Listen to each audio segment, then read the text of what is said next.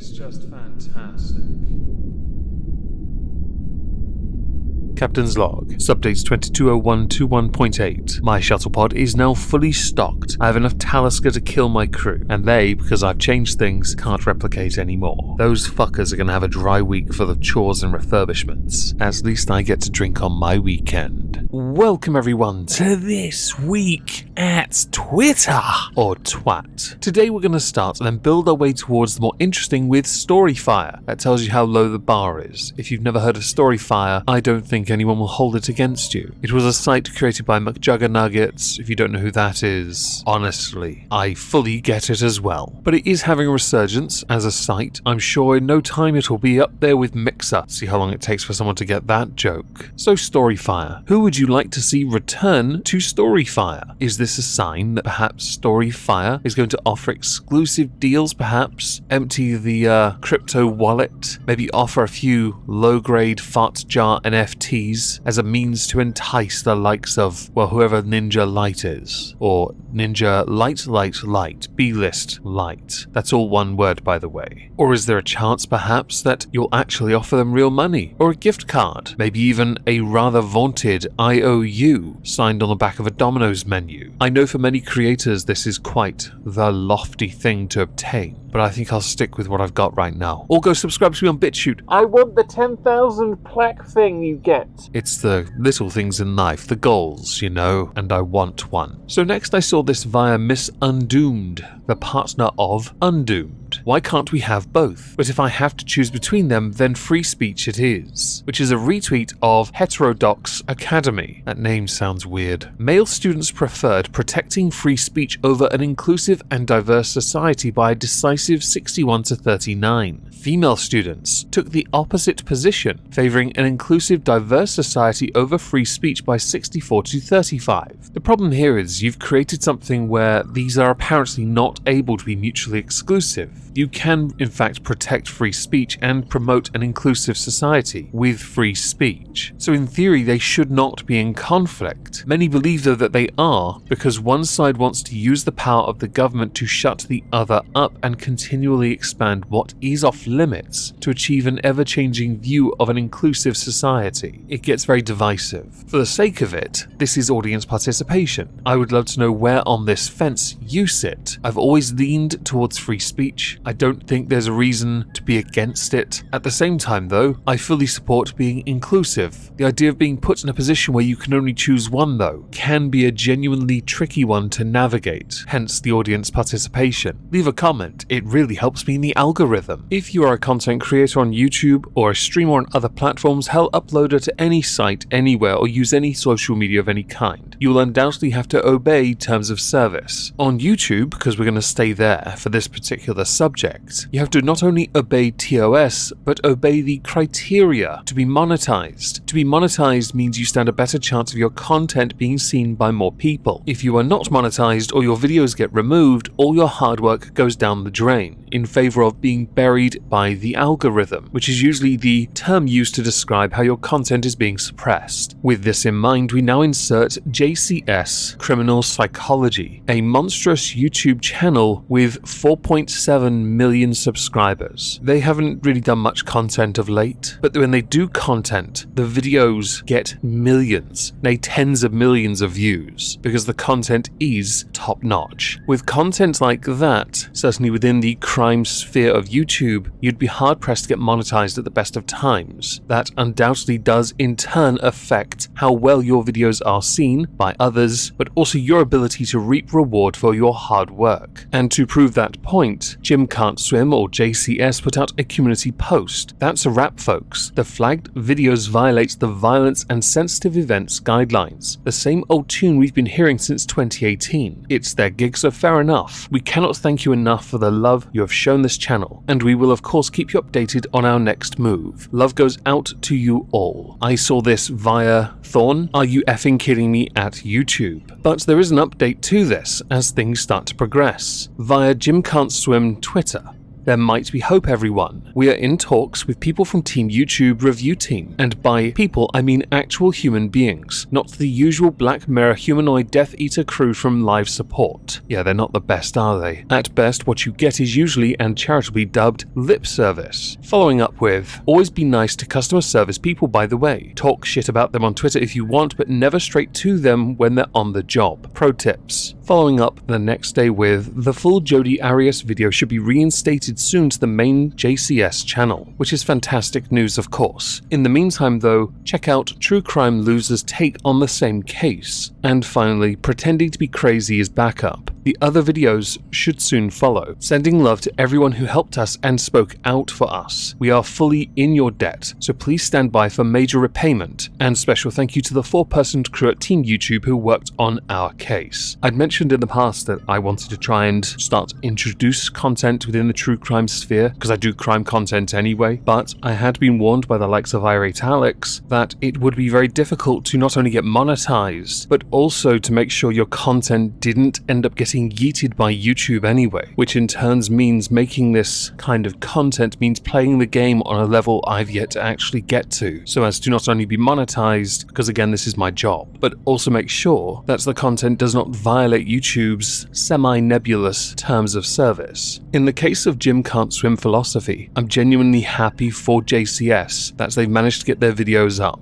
and that they will more than likely continue because of it. It's a shame really then when it comes to Team YouTube, they don't afford the same courtesy to much smaller channels. Not that that is in any way your fault, JCS, and everyone should go subscribe. Seriously, the content is fantastic. So that was one of 3 subjects that was quite long and quite serious. So instead we're going to now do some audience participation that is not remotely serious, but should hopefully yield a significant return in the comments down below. Chris Gross, age yourself with a computer game. Underneath is a picture of a game, which I genuinely don't know the name of. But interesting to note, because of this tweet, Pong and Oregon Trail were both trending in the United States because of this tweet. For me, if I'm going to age myself, I have to go all the way back to my very first console. Now it could be the Mega Drive, but that wasn't actually mine. That was like the family's. I was the only one that had the aptitude though to play it. So I could say Sonic, Kid Chameleon, Wrestle War, sure. But instead I'm going to go with the Amstrad CPC-464, and one of the very first games I played on it was a text-based game called Gremlins 2, The New Batch. You start in a room and a sword has been thrown at your head. 4-year-old me did not know the next word out of my mouth needed to be duck. Instead, I tried to find options where I could make a movement to the door. Once the sword's been lodged behind you and not in your face, then you can leave the room, because apparently that gremlin can't chase you. Do let me know which game ages you the best in the comments.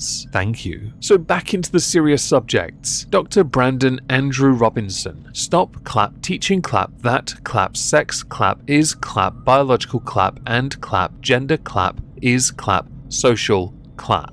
Reading that tweet leads me to believe that you, Dr. Brandon Andrew Robinson, are in fact clapped. Sex is also a social construct. We assign meaning to certain things, hormones, chromosomes, genitals, because of dominant gender ideologies. Read sexing the body. Thank you. This has been his TED Talk. Now the reason I found this tweet to be interesting is because for the past 6 to 7 years, the discussion has been about social construct usually being in the sphere of gender identity. Why? Because gender identity is not a science. Gender identity comes down to a lot of feelings that yes can be attributed to science, but we've yet to get to the stage where this can actually be definitively organized, categorized, properly labeled. People love labels until they get labeled with it, in which case then they have to be something completely different, to the point that they then become near mythical in, well, existence? Sure. It is quite common for people to confuse biological sex and gender as 2 completely different things, and because of that, there are many arguments. But that's okay. Dr. Brandon Andrew Robinson has decided to simply shift the goalpost and include biological sex as also a social construct, because even though scientific, it's also a social construct. If we're going to be pedantic about it, literally everything is a social construct. You are trying to tear at the very fabric of reality.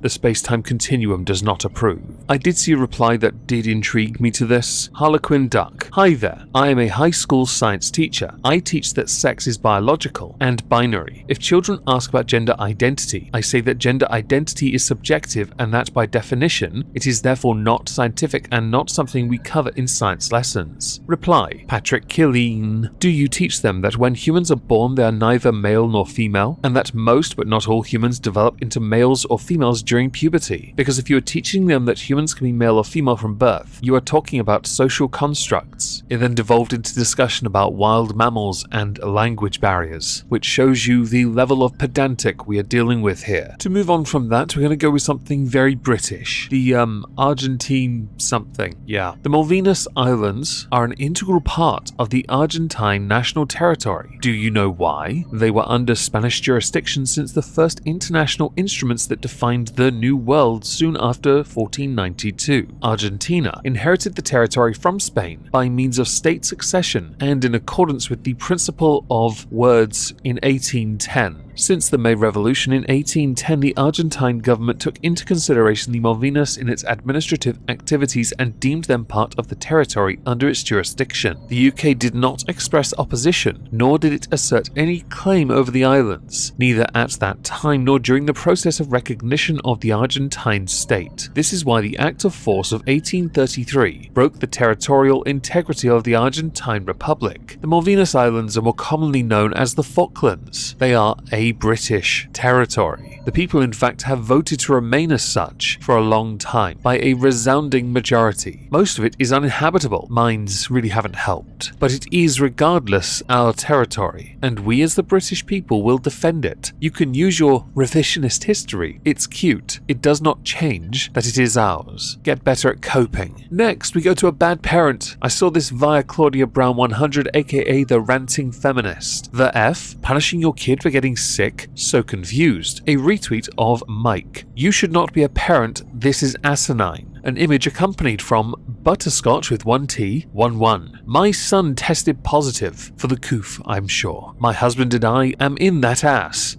That sounds wrong. I even took the Xbox. Your ass in quarantine and alone in that room. Don't come out unless it is to the bathroom. Only reason we didn't take the phone is so you can text for food and water. 10 likes, 4 retweets, 594 quote tweets. This tweet has been deleted. If your child has the coof, you do not punish your child for catching it. It is not their fault. It is no one's fault they catch it. By all means now insert the "oh, but if you haven't been vaccinated, it's all their fault" argument. I couldn't care less. If you're going to lock someone away with no means of entertainment to pass the time, you are treating them no better than a prisoner for the crime of getting sick? Well, now I'm starting to understand why, since that happened, you deleted your Twitter account. No doubt, many people wanted to call child services for what can only be described as child abuse, and you should, as a parent, be ashamed of yourself for that. While we will all agree the coof is serious, super serial, it is not right to do that, and then brag about it on Twitter as if you are somehow a good mother when you are obviously anything but. I'm sure many of you have watched the interview, heavily memed interview, concerning Sydney Watson and Jack Not-a-Cuck Murphy. He stormed off after somebody super chatted Sydney Watson, talking about his cuckoldry and his tendencies towards being a cuck. Because of his brand being very much alpha male, that could harm his brand. So naturally handling it like a professional really benefited him. So storming off was perfect. He appeared on Tim Pool's show as well, and he did concede some errors. After that, he spurged out. I'm not saying it's connected to what happened next to Tim Pool, it's just interesting because of some of the tactics Jack Murphy was willing to employ and be very open about, and the fact that Tim Pool got swatted while on air. I was going to cover it in last week's This Week at Twitter, but realised it could take forever, so instead we're going to go with Tim Pool from January the 19th. We got swatted again, but I'm sure it has nothing to do with Jack Murphy and his rather stupid mentality when it comes to handling a little bit of banter concerning his own past being weaponized against him for memes. Also, you can still be an alpha male and have a past that is anything but. Okay? On to the more serious aspect of this though. Swatting is incredibly dangerous. It can yield incredibly negative outcomes on innocent people. Regardless of what you think of someone, you should never, ever do it. And it doesn't matter how much of a bald dick you think Tim Pool is. It really doesn't. He is entitled to his voice, his presence, and his opinion free of that particular consequence. He has not committed a crime, and swatting usually involves somebody claiming a crime, the likes of which are usually severe, enough to warrant an armed police response. So next, Robert Unpronounceable Last Name, an update on YouTube Originals. In 2016, we created YouTube Originals, a division within YouTube dedicated to great new programming with our creators and headed by industry veteran Suzanne Daniels. As global head of Originals, Suzanne and her team created an international slate of award-winning programs, collectively amassing billions of views, shining a light on incredible creators, important social topics, and introducing YouTube to new audiences. In short, YouTube Originals played an integral role in growing the YouTube creator economy. Today there are over 2 million creators in the partner program, and our creator community has never been more successful. We've paid more than $30 billion to creators, artists, and media companies over the past 3 years. I would assume $29 billion of that went to media companies. You really do know how to promote creators. However, with rapid growth comes new opportunities, and now our investments can make a greater impact on even more creators when applied towards other initiatives, like our Creator Shorts Fund, Black Voices Fund, and live shopping programming, to name a few. It goes on to talk about how Suzanne is leaving YouTube,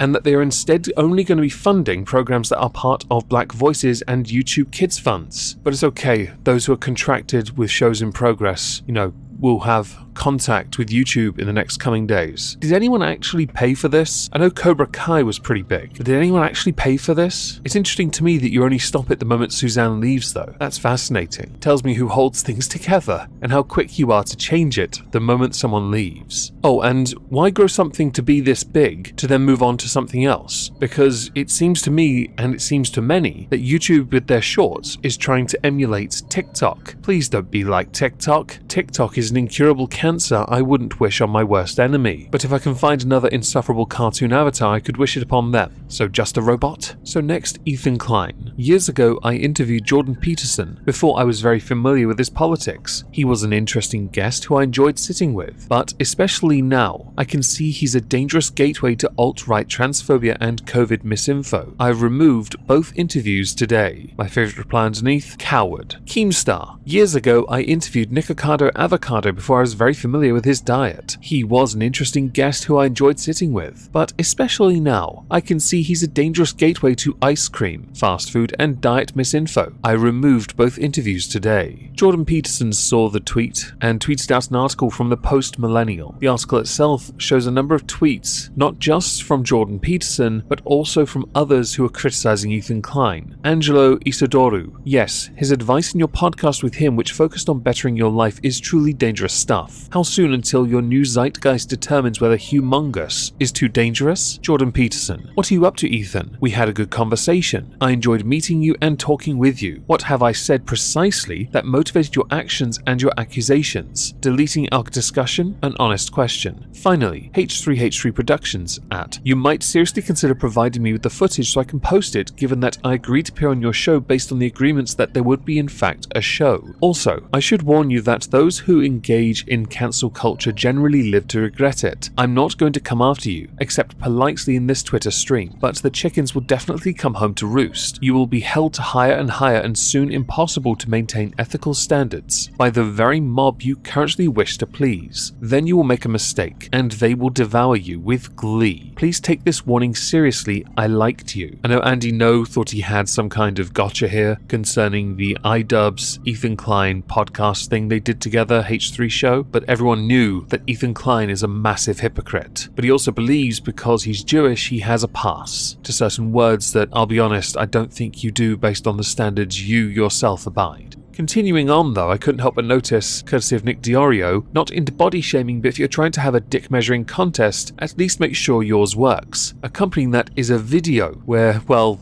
Ethan Klein fat shames? Sure.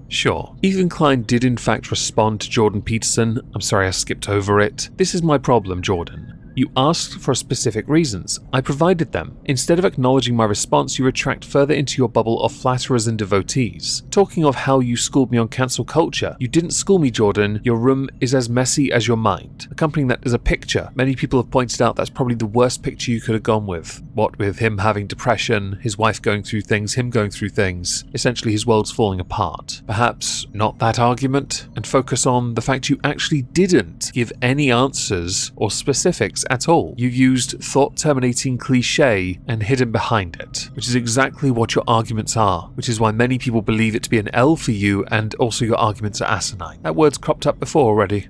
I like the word. So to our final subject, we go to Shu On Head. All the question marks available. Underneath is an image of her profile page. You will notice, newsletter. Use caution when engaging with this user with an FBI badge. Now that seems very serious. Not long after, I noticed another user, Know Nothing TV. How it started, how it's going, accompanying it with images, which also have the newsletter. Use caution when engaging with this user, but the additional button subscribe. Now that's interesting. After a interaction with the FBI. Shu on Twitter. Sorry guys, I've been fact-checked. Accompanying it is an image from Daniel Dale, a tweet. A YouTuber with more than 480,000 Twitter followers tricked a bunch of people into thinking the FBI was targeting her. How? She named her newsletter, use caution when engaging with this user, and used the FBI seal or something like it as the newsletter image. What a spoil sport. Oh, and Daniel Dale is in fact a CNN fact-checker. I assume being a CNN fact-checker is akin to that of being a leech that only lives on B negative. Later on, LMFAOOO a whole ass article. Because yes, there is in fact an article covering this. Because honestly, when a CNN fact-checker does a fact-check on a joke, you know you've peaked. And let's face it, this is arguably her magnum opus, her coup de grace since the Oppression Olympics. It's been a long time coming. Now someone did take this seriously. Lachlan Marquet. Just a remarkably underhanded way to gin up paranoia clicks. This is not an FBI notification, it's the name and header of this person's newsletter. Oh, the feels. Thing is, people think this is real. Some have actually called Shu On Head a Russian agent, with her also conceding that she doesn't blame anyone for thinking it's real with the direction social media is heading. Dale himself has conceded when the 2020 election was going on, he spent more time fact-checking Donald Trump than he did Biden, because he doesn't have a bias. He works for CNN, and they are, of course, highly respected. Now, as we're done because these guys are idiots, I'd love to know what you all think. Please do let me know in the comments down below. I do hope that this video makes up for the lack of content on Monday. I'm going to be doing a politics stream on the Moist Ski Live channel tonight at 9:45 PM. Hope to see you all there. If I don't, have a cracking day and subsequent weekend, and thank you for listening. Ta-ta.